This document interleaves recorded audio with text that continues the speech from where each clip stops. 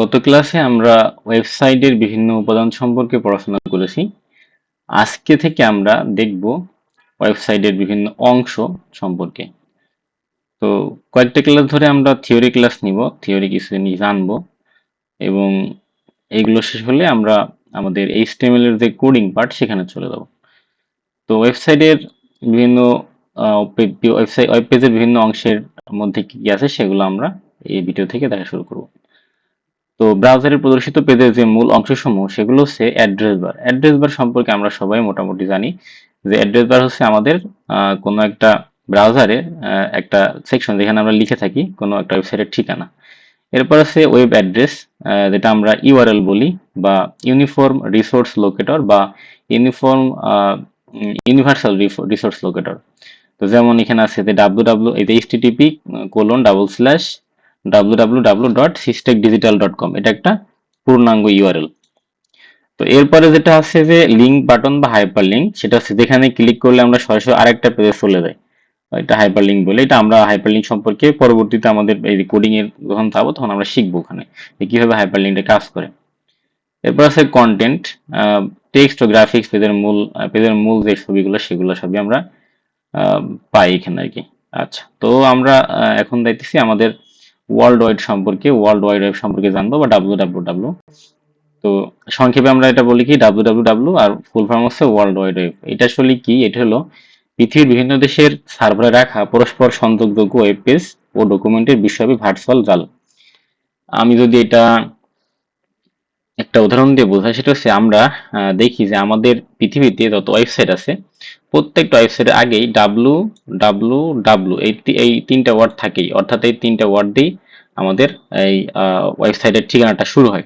তার মানে বলতে পারি যে এমন একটা সিস্টেম, যে সিস্টেম আসলে পৃথিবীতে সব ধরনের ওয়েবসাইটগুলো যুক্ত থাকে, এটা হচ্ছে world wide web.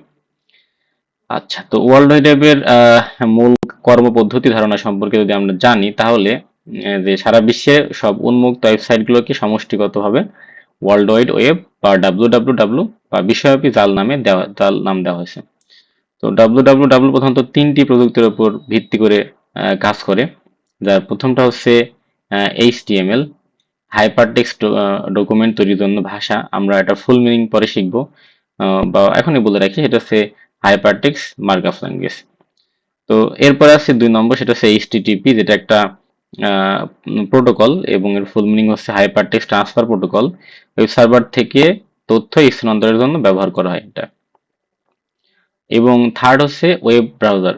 Web browser কি? ওয়েব ব্রাউজার হচ্ছে ওয়েবসাইটের ডকুমেন্ট দেখার জন্য প্রয়োজনীয় সফটওয়্যার। ব্রাউজার আমরা সবাই ইউজ করি, ক্রোম ইউজ করি, হ্যাঁ, তারপরে মাইক্রোসফট এজ ইউজ করি, এই অনেক ফায়ারফক্স ইউজ করি, অনেকগুলো ব্রাউজার আছে। আচ্ছা, তো ডাব্লিউডাব্লিউর প্রতিষ্ঠাতা আসলে কে? প্রতিষ্ঠাতা হচ্ছে স্যার টিম বার্নার্স-লি। এনার সম্পর্কে আমরা পরে পড়বো। ইনি আসলে HTML তৈরি করছে। তো উনি কি করছে দেখি আমরা, উনি কে ছিলেন আসলে? উনি ছিলেন আসলে ব্রিটিশ পদার্থবিদ এবং কম্পিউটার বিজ্ঞানী। আহ, উম, কি ওয়ার্ল্ড ওয়াইড ওয়েবের জনক উনি। আচ্ছা, উনি কি করছে? উনি 1889 সালে মার্চ মাসে তিনি হাইপারটেক্সট সিস্টেমে ধারণাকে কাজে লাগিয়ে একটি যুগান্তকারী প্রস্তাব পেশ করেন, যা পরবর্তীতে আজকের ইন্টারনেটের মূল মেরুদণ্ড বা ডাব্লিউডাব্লিউ হিসেবে আত্মপ্রকাশ করে। আচ্ছা, তো এরপরে আমরা শিখবো হচ্ছে আইপি অ্যাড্রেস সম্পর্কে। তো আইপি অ্যাড্রেস আসলে কি? আইপি অ্যাড্রেস সম্পর্কে যদি আমরা শিখতে চাই, তাহলে আইপি অ্যাড্রেস কি আগে জানতে হবে। আইপি অ্যাড্রেস মানে হচ্ছে, আইপি হচ্ছে ইন্টারনেট, আর পি হচ্ছে প্রোটোকল, অর্থাৎ ইন্টারনেট প্রোটোকল অ্যাড্রেস, অর্থাৎ ইন্টারনেটের ঠিকানা আমরা বলতে পারি। তো কি বলছে এখানে দেখি, বলছে যে মূল পরিস্থিতিতে বলছে যে ইন্টারনেটে যুক্ত প্রতিটি কম্পিউটার বা ডিভাইসে একটি নির্দিষ্ট ও ইউনিক ঠিকানা থাকে, একে আইপি অ্যাড্রেস বা ইন্টারনেট প্রোটোকল অ্যাড্রেস বলে।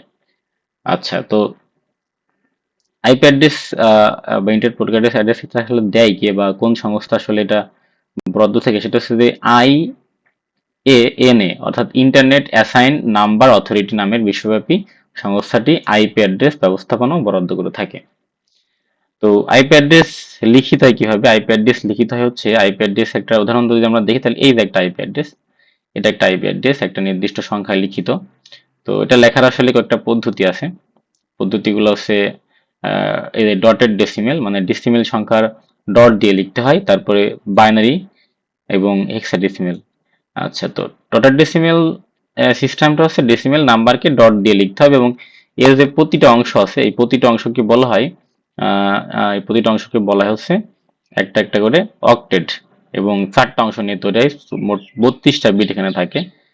এটা আসলে আমরা যদি দেখি তাহলে এই জিনিসটা কেমন হবে যদি দেখি আমি, তাহলে এটা আমাদের এরকম ভাবে লিখতে হয় যে আমরা এটা লিখতে পারি হচ্ছে 10.100.201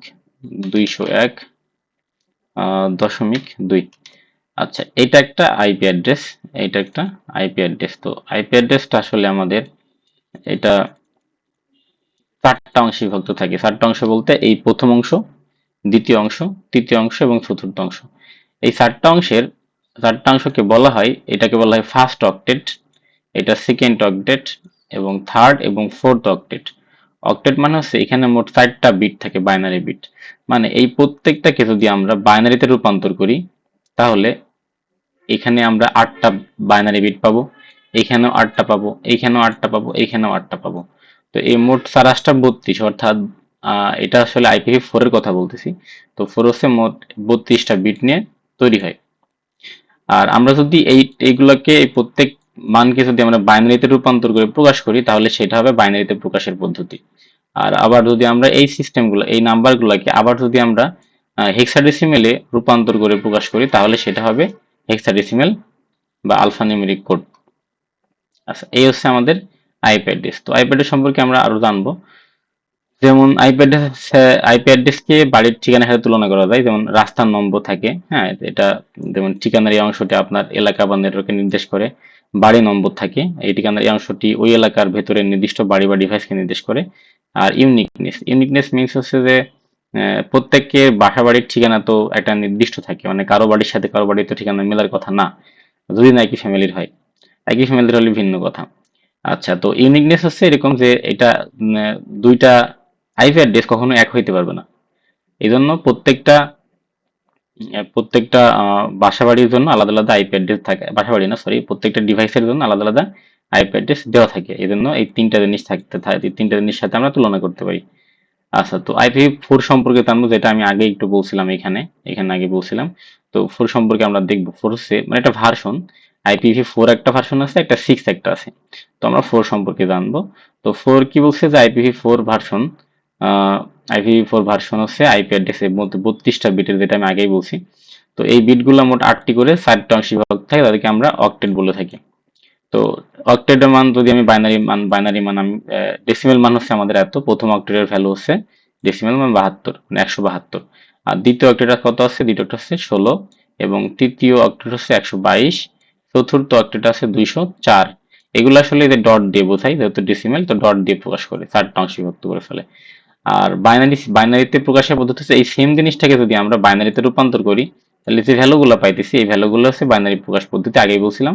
আবার এই জিনিসগুলোকে আমরা সেম যদি আমরা হেক্সাডেসিমেলে রূপান্তর করি সেটা হবে হেক্সাডেসিমেল পদ্ধতি। এখন এই যে বাইনারি মানগুলো আছে, বাইনারি মানে কিন্তু প্রত্যেকটা 8টা বিট নিয়ে তৈরি। এখানেও 8টা বিট নিয়ে তৈরি, এখানেও 8টা বিট নিয়ে তৈরি। এখানে যদিও 8টা বিট হয় না, তো না হলে সেক্ষেত্রে আমরা কি করব, সামনে বাকিগুলো শূন্য বসে 8টা বিট তৈরি করে নেব, যেটা আমরা চতুর্থ অধ্যায়ে শিখছি।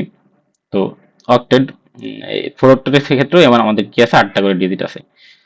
তো এই মোট 8টা করে ডিজিট, 32টা বিট নিয়ে আমাদের IPv4 ভার্সনটা তৈরি হয়। আচ্ছা, তো এই হচ্ছে আমাদের আইপি অ্যাড্রেস নিয়ে পড়াশোনা। আর IPv6 এটা 128 বিটের হয়, এটা সম্পর্কে আমাদের সিলেবাসে নাই, এটা পরবর্তীতে যদি সিলেবাসে ইনক্লুড হয় তখন আমরা শিখব। তো এবার দেখি যে আইপি অ্যাড্রেসের মূল দুটি কাজ কি, কি কাজ করে এটা। এটা আইপি অ্যাড্রেসের মূল কাজ হচ্ছে যে আইপি অ্যাড্রেস আমাদের হচ্ছে হোস্ট বা নেটওয়ার্ক ইন্টারফেস খুঁজে বের করা। তো আইপি অ্যাড্রেসের মাধ্যমে ইন্টারনেটের বিশাল জগতে আমরা নির্দিষ্ট কম্পিউটার, মোবাইল বা সার্ভার ডিভাইসকে আলাদাভাবে খুঁজে বের করা সম্ভব হয়। এর মাধ্যমে এক সার্ভারের অন্য সার্ভারের সাথে সুনির্দিষ্ট তথ্য আদান প্রদান করতে পারে। আর 2 নম্বর কাজ হচ্ছে যে নেটওয়ার্ক ব্যবহারকারীর অবস্থান চিহ্নিত করা। আইপি অ্যাড্রেস বিশ্লেষণের মাধ্যমে কোনো ব্যবহারকারী বিশ্বের ঠিক কোন প্রান্তে বসে ইন্টারনেট ব্যবহার করছে, অর্থাৎ তার ভৌগোলিক বা নেটওয়ার্কের সুনির্দিষ্ট অবস্থান ট্র্যাক করা যায়। এই হচ্ছে আইপি অ্যাড্রেসের 2টা কাজ। এবার দেখবো যে আইপি অ্যাড্রেস 4 এবং 6 এর মধ্যে পার্থক্য কি। কেন আমরা ফিক্স ব্যবহার প্রয়োজন হলো, 4 আমরা ব্যবহার করছিলাম কিন্তু কেন ব্যবহার দরকার পড়লো। আর সেটার একটা কারণ হচ্ছে যে 32 বিট আইপিভি সিস্টেম প্রায় 430 কোটি বা 4.3 বিলিয়ন ইউনিক ঠিকানা বরাদ্দ দেওয়া সম্ভব। মানে এই পরিমাণ ডিভাইসের নির্দিষ্ট ঠিকানা আমরা দিয়ে ফেলেছি, কিন্তু বর্তমানে বিশ্বে শত শত কোটি ডিভাইস ও ব্যবহারকারী বেড়ে যাওয়ার IPv4 ঠিকানা শেষ হয়ে গেছে। অর্থাৎ এটা তো নির্দিষ্ট, অর্থাৎ 430 কোটির বেশি ডিভাইসকে ঠিকানা দিতে পারবে না। তো যদি এটার বেশি হয়ে যায়, 430 কোটির বেশি হয়ে যায়, তখন কি করব? তখন তো আর IPv4 আমাদের ইউজ করা পসিবল না, তো আমাদের এখন 6 ইউজ করতে হবে। তো এই জন্যই পরবর্তীতে 6 এর ধারণাটা আসছে, যেটা সিলেবাসে নাই, হয়তো সামনে ইনক্লুড করতে পারে। তো 6 এর জন্য সমাধান কি? এটা হচ্ছে 132 বিট বিশিষ্ট অ্যাড্রেসিং সিস্টেম। তো এর মাধ্যমে প্রায় আরো 340 ট্রিলিয়ন ইউনিক ঠিকানা বরাদ্দ করা সম্ভব, তা কখনোই হলে শেষ হবে না। তো এই ছিল আমাদের আইপি অ্যাড্রেস সম্পর্কে পড়াশোনা, এবং ওয়েবসাইটের অংশের বিভিন্ন অংশের সম্পর্কে আমরা দেখছি। তো পরবর্তী ভিডিও থেকে আমরা আমাদের পরবর্তী ক্লাস কন্টিনিউ করব। তো এই তো আজকে এই পর্যন্ত থাকলো, পরবর্তী ক্লাস দেখার আমন্ত্রণ রইল।